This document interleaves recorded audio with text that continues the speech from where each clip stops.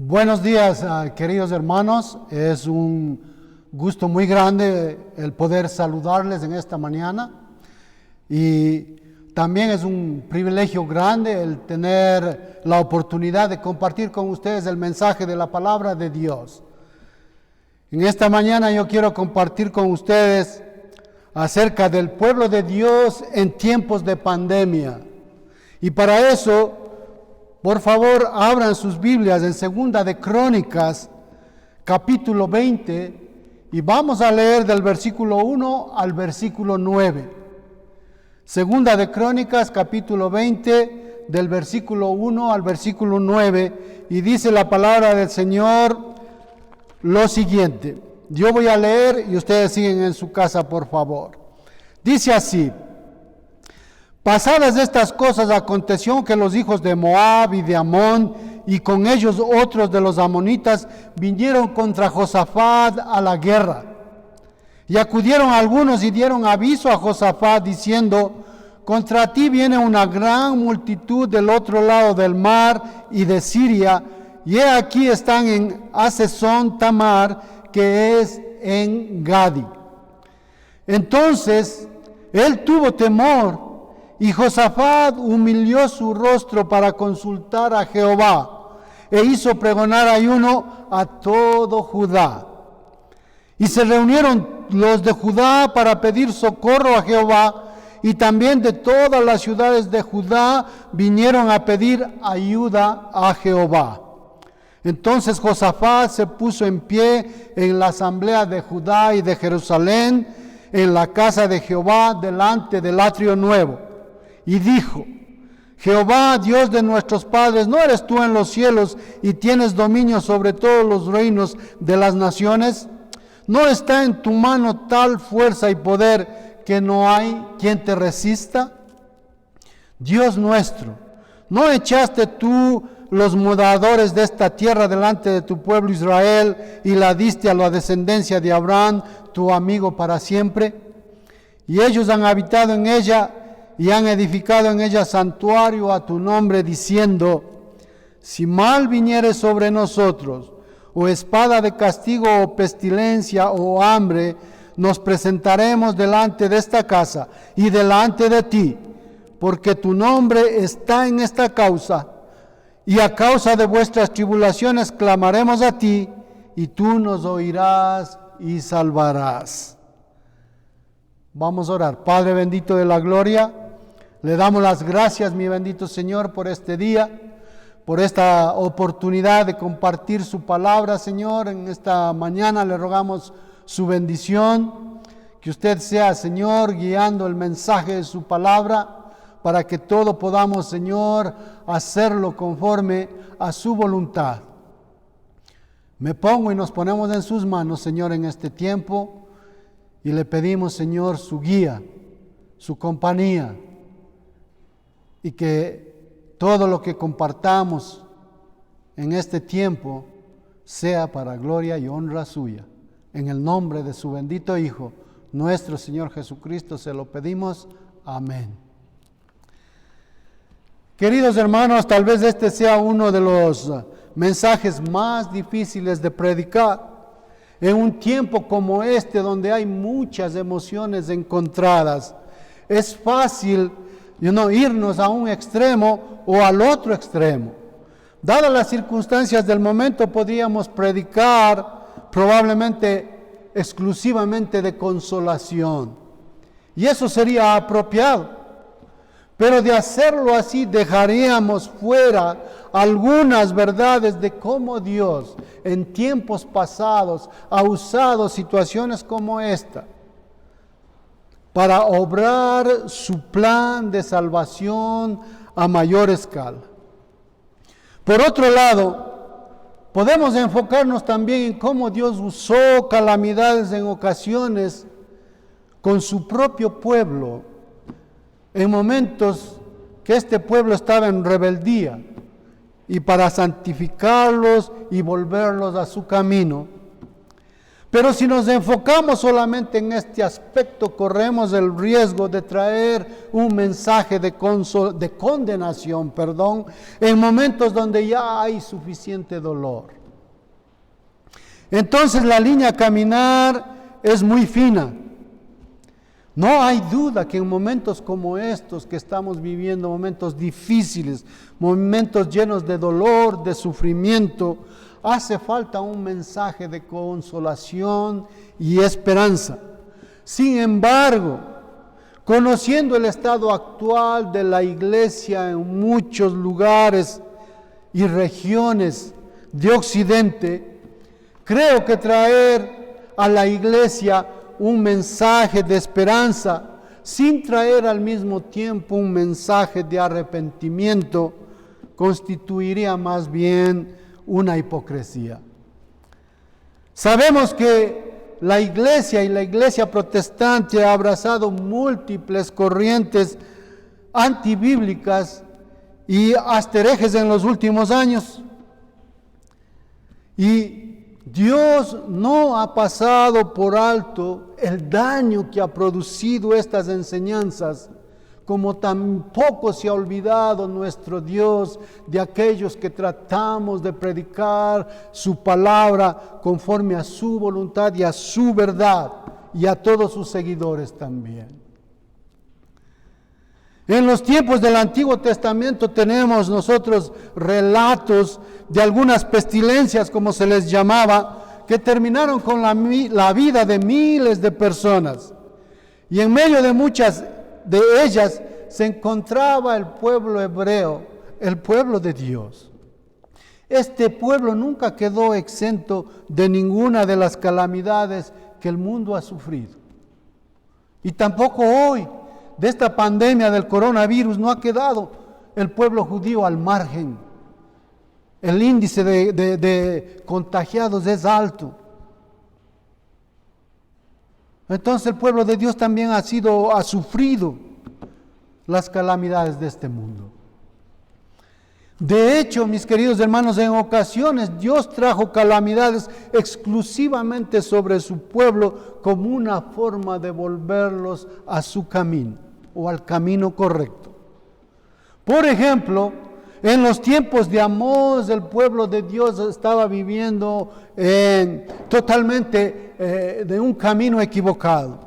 Andaba muy mal el pueblo de Dios. Había mucha idolatría, había mucha inmoralidad sexual. Había hipocresía religiosa en medio de ellos y un sentido falso de seguridad también. El pueblo de Dios, en pocas palabras, estaba viviendo de espaldas a Dios, como muchos que se llaman cristianos en este tiempo también lo están viviendo. Entonces Dios trajo grandes calamidades, y para eso vamos a ir al libro del profeta Amós, al capítulo 4, y vamos a leer del versículo 6 al versículo 9. Amós capítulo 4, versículo 6 al versículo 9. Dice así la palabra del Señor, en Amós capítulo 4, del versículo 6 al versículo 9. No pierdan Segunda de Crónicas capítulo 20 que usamos al inicio de este estudio. Dice así: os hice estar a diente limpio en todas vuestras ciudades, y hubo falta de pan en todos vuestros pueblos, mas no os volvisteis a mí, dice Jehová. También os detuve la lluvia 3 meses antes de la siega, e hice llover sobre una ciudad y sobre otra no hice llover. Sobre una parte llovió y la parte sobre la cual no llovió se secó. Y venían 2 o 3 ciudades a una ciudad para beber agua y no se saciaban. Con todo, no os volvisteis a mí, dice Jehová. Os herí con viento solano y con oruga. La langosta devoró vuestros muchos huertos y vuestras viñas y vuestros higuerales y vuestros olivares, pero nunca os volvisteis a mí, dice Jehová. Nunca os volvisteis a mí, dice el Señor. El pueblo se había vuelto tan insensible, a las cosas de Dios, que ni siquiera las grandes calamidades que el pueblo sufrió le hicieron volver a los caminos de Dios. Tenemos que tener cuidado con el pecado y la maldad, porque pueden llegar y encontrar un lugar en nuestro corazón y nosotros volvernos insensibles a ese pecado. Así es que hay que revisar nuestro corazón constantemente, continuamente. Hoy el mundo se encuentra ante un enemigo microscópico que ha puesto al mundo de cabeza. Esta pandemia del coronavirus ha logrado poner al mundo de cabeza. Pero este no es nuestro único problema. O nuestro problema mundial no es único, este de la pandemia. Hay otros problemas. Y yo quiero, si ustedes me permiten, presentarles la cantidad de muertos alrededor del mundo por diferentes razones. Y esos números son escalofriantes. Hasta el día 18 de junio del 2020, escuche usted, por aborto han muerto 19.743.000. Por hambre, 5.192.000. Cáncer, 3.812.000. El cigarrillo o el fumar, 2.320.000. El alcohol, 1.161.000. El VIH, 780.453.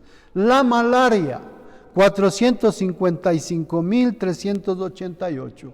El COVID-19, la pandemia que estamos viviendo, 452.852. El agua que no es potable, 390.964. El flu o la gripe, 226.230. ¿Puede ver usted cuál es el número uno en muertes? Es el aborto. Dios nos perdone. Pensemos entonces cuál es la peor pandemia que el mundo está viviendo. Sabemos que ni los millones de niños que han muerto por hambre, ni los millones de niños que han sido extraídos del vientre de sus madres han sido pasados por alto en los cielos. De la misma manera, Dios tampoco ha olvidado los pecados de su iglesia y de sus líderes. Si Dios hiciera de la vista gorda, como se dice, ante los males y el pecado de su pueblo y de la sociedad en general, Él no sería un Dios digno de adorar. Pero ese no es el caso, porque Dios siempre ha permitido dificultades para llamar al incrédulo a que tenga un encuentro con Él, o también para disciplinar y limpiar a su pueblo.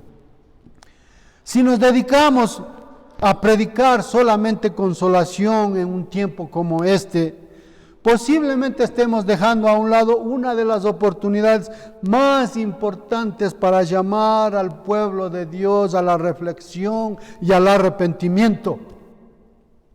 Y a la vez para animar a ese mismo pueblo a que use este tiempo para compartir con pasión las buenas nuevas de la salvación.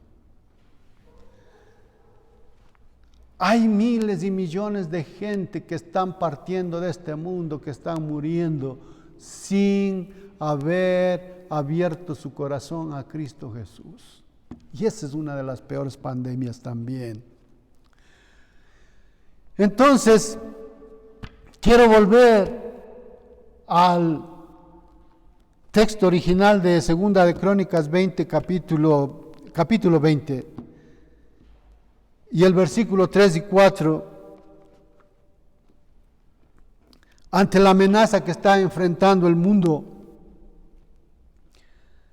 Entonces dice así la palabra de Dios.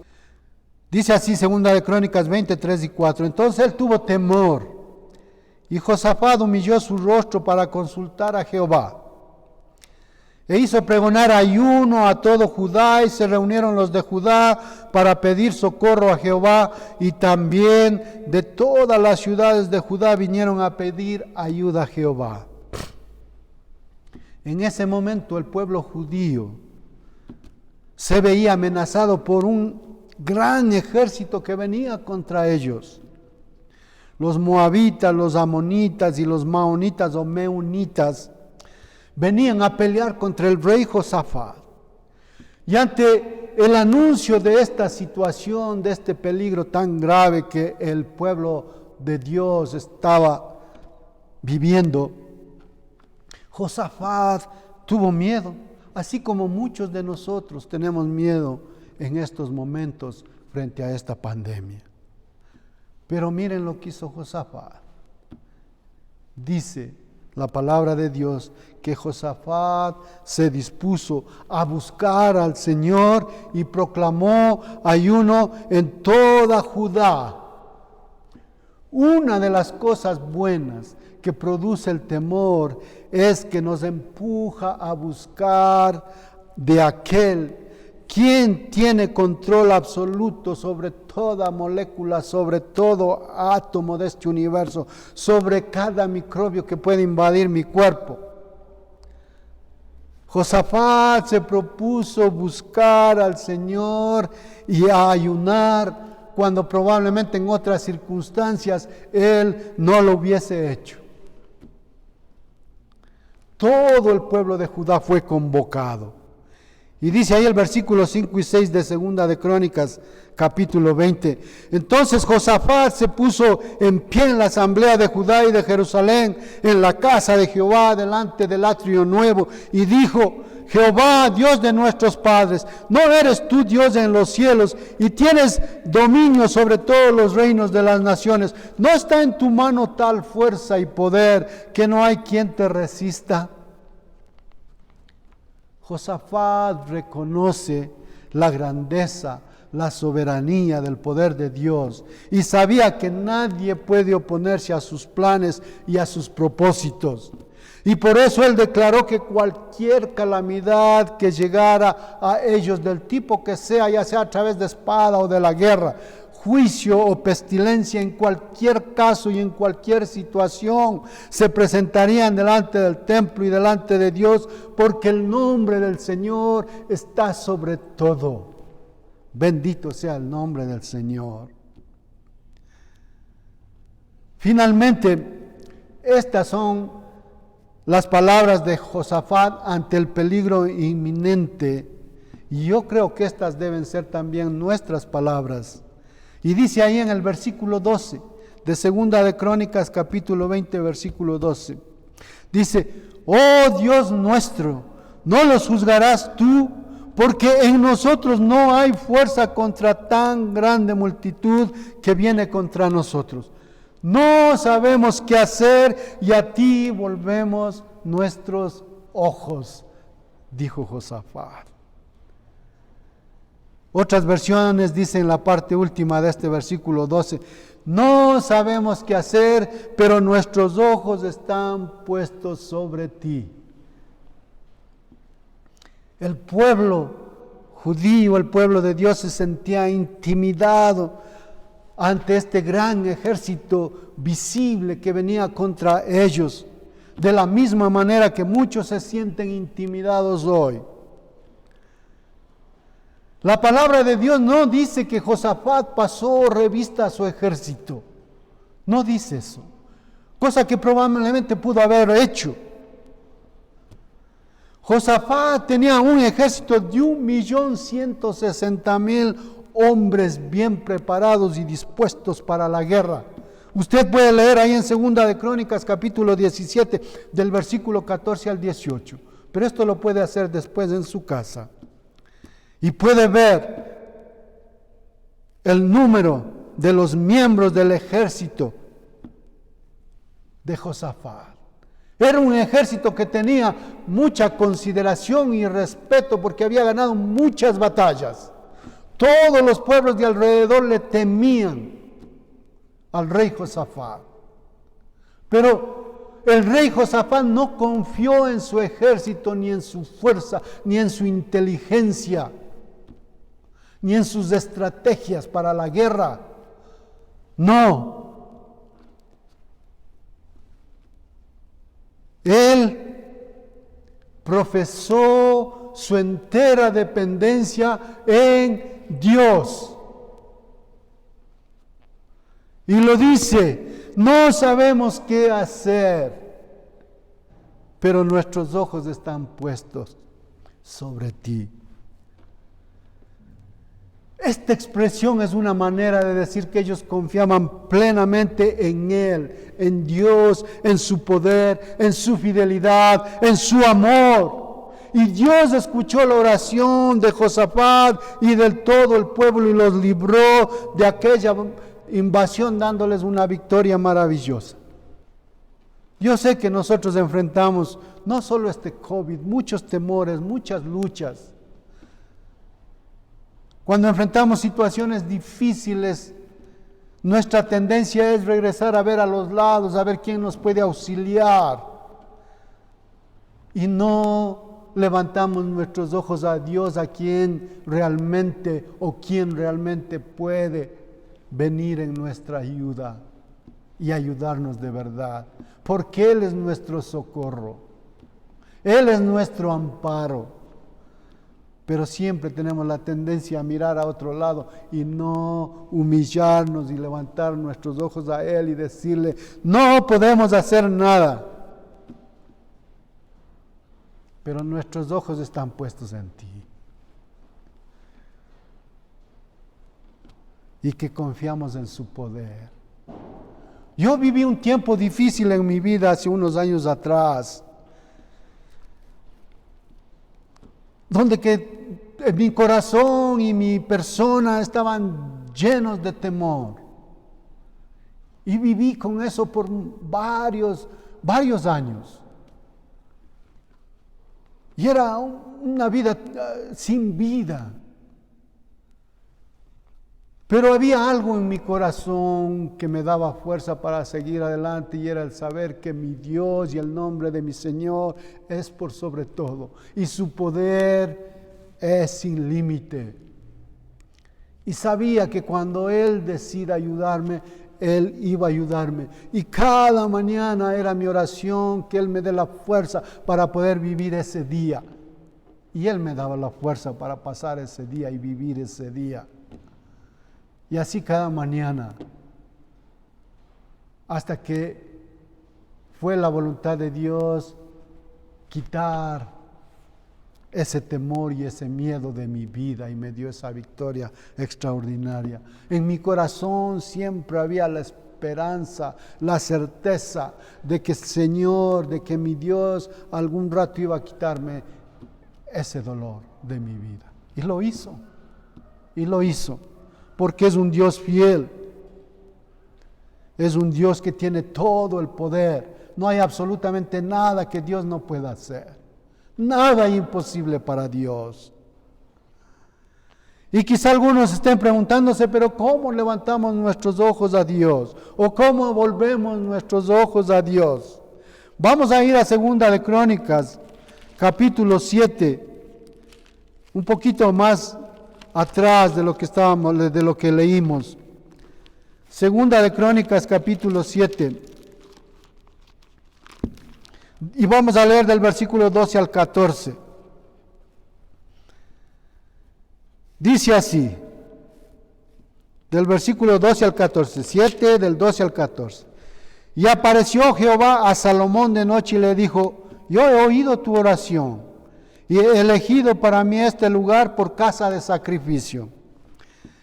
Si yo cerrare los cielos para que no haya lluvia, y si mandare a la langosta que consuma la tierra, o se enviare pestilencia a mi pueblo, si se humillare mi pueblo sobre el cual mi nombre es invocado, y oraren y buscasen mi rostro, y se convirtieren de sus malos caminos, entonces yo oiré desde los cielos, y perdonaré sus pecados y sanaré su tierra, dice el Señor.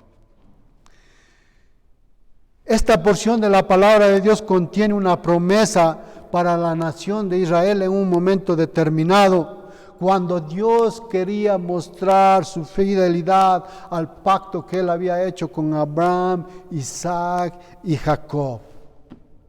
Probablemente nosotros como iglesia no podamos recibir esta promesa que Dios hizo a la nación en la manera como Dios lo hizo específicamente para una situación específica para el pueblo de Dios. Pero los principios detrás de esta promesa son válidos para la iglesia en nuestros días y para el liderazgo de la iglesia que se ha desviado de la verdad.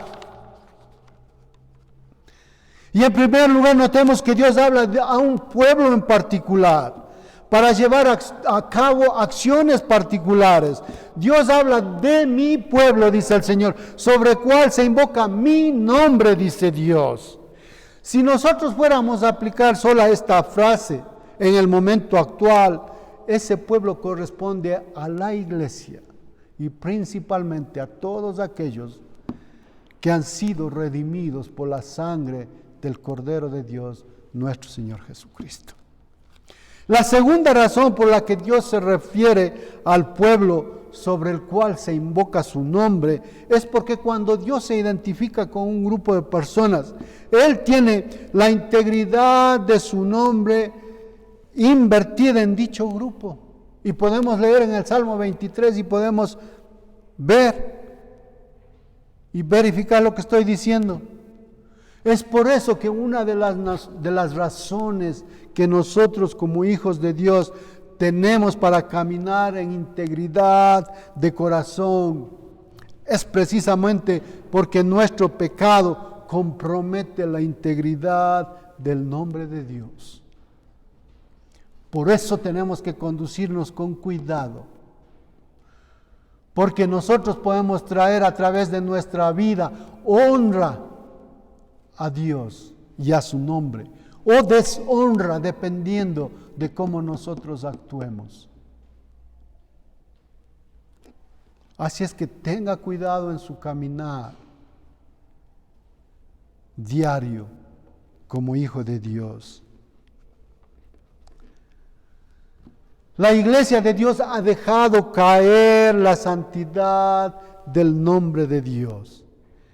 Y es mi impresión que Dios está tratando de hacer algo en nuestros días para levantar lo que nosotros como iglesia no hemos sabido cuidar. Y la primera necesidad que pudimos notar en 2 de Crónicas 7:14 es la humillación del pueblo. La humillación del pueblo, la necesidad de que el pueblo de Dios reconozca su pecado, reconozca que ha dejado fácilmente entrar el pecado en su corazón. Y si el Hijo de Dios ha dejado entrar fácilmente el pecado en su corazón, el pecado también ha entrado a la iglesia, porque nosotros somos la iglesia. Entonces es tiempo de arrepentirnos, es tiempo de humillarnos frente al Señor.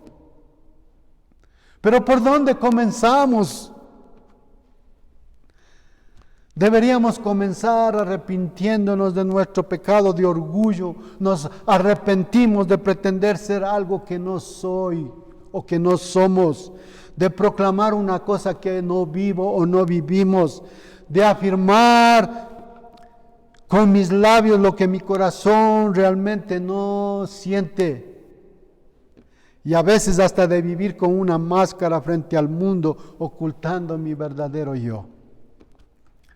Tiempos como estos que estamos viviendo, mis queridos hermanos, de aislamiento, de quietud, son propicios para comenzar a revisar lo que mi corazón conoce. Mi corazón conoce perfectamente cuál es mi condición espiritual frente a Dios.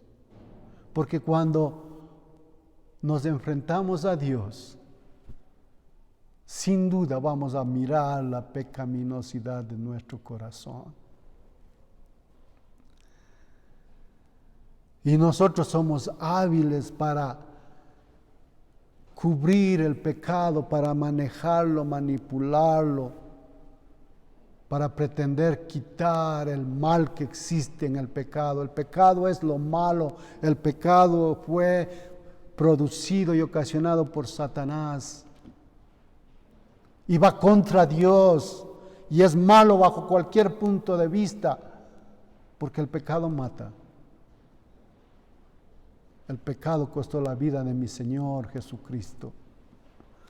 Entonces debemos mirar nuestro corazón, porque Dios utiliza las circunstancias dolorosas para destruir nuestro orgullo, haciéndonos ver cuán vulnerables somos, qué tan indefensos quedamos con un simple virus, frente a un simple virus, que tanto temor experimentamos nosotros ante la posibilidad de caer enfermos y tener el 1 o 2% de chance de perder la vida.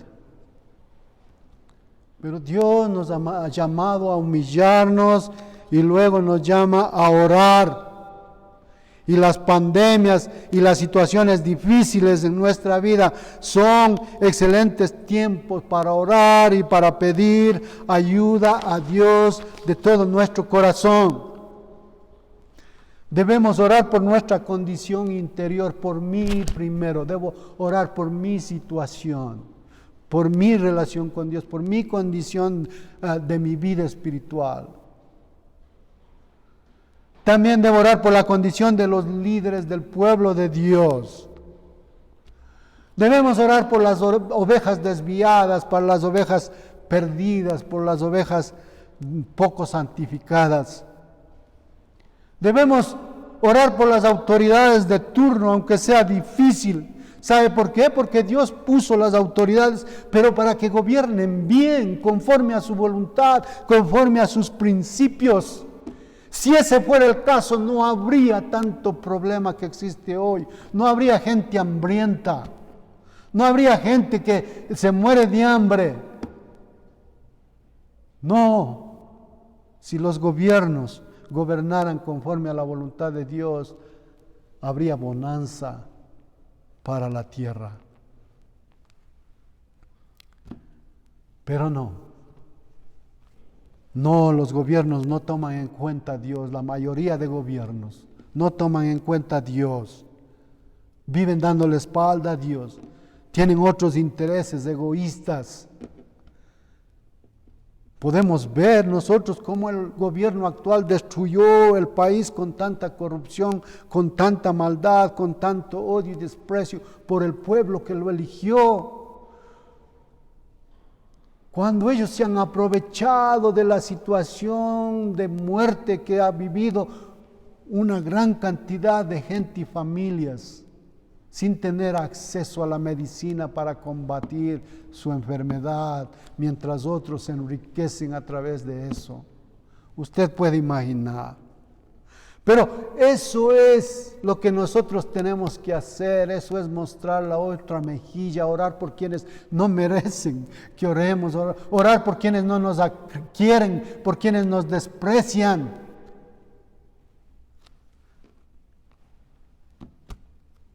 Debemos orar por los médicos que están tomando medidas difíciles, decisiones difíciles, que a veces tienen que escoger a quién dar el respirador o no.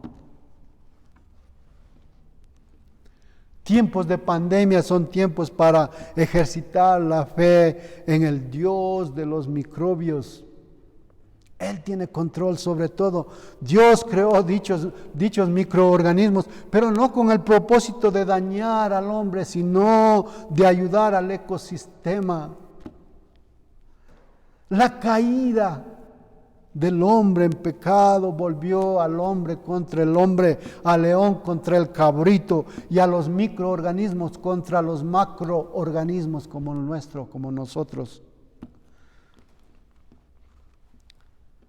Pero si nos humillamos como hijos de Dios, si nos humillamos de todo nuestro corazón frente al Señor, si nos humillamos como iglesia y oramos, si buscamos su rostro y nos volvemos de nuestros malos caminos, no tenemos la garantía que Dios le dio a Israel de sanar toda la tierra. Pero aún así, nosotros debemos orar a Dios a ver si el Señor en su misericordia infinita extiende su mano a favor nuestro.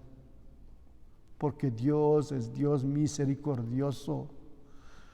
La misericordia de Dios se renueva cada día, dice la palabra del Señor.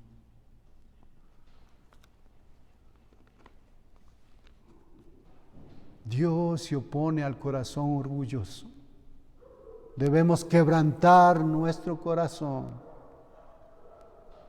Debemos reconocer que hemos pecado en contra de Dios, que vivimos ofendiéndole constantemente.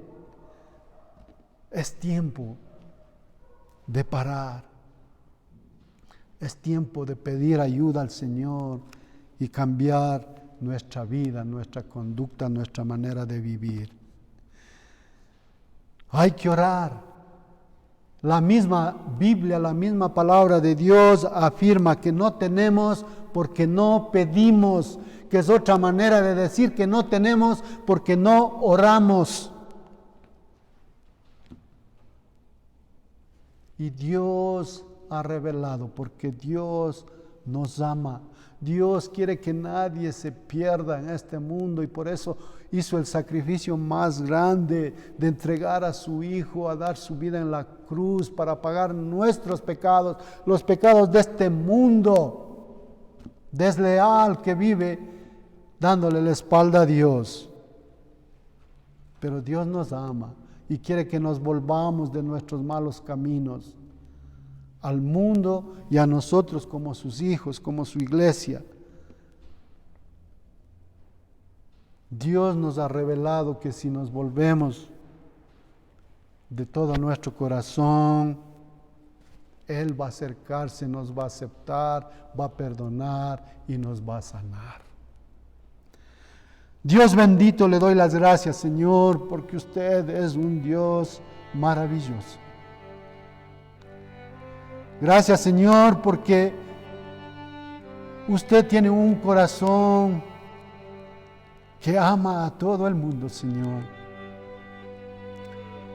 Porque usted es un Dios lleno de misericordia, Señor, que no obstante nuestro pecado, nuestras faltas, no obstante que hemos vivido en contra de usted, que muchas veces somos desleales,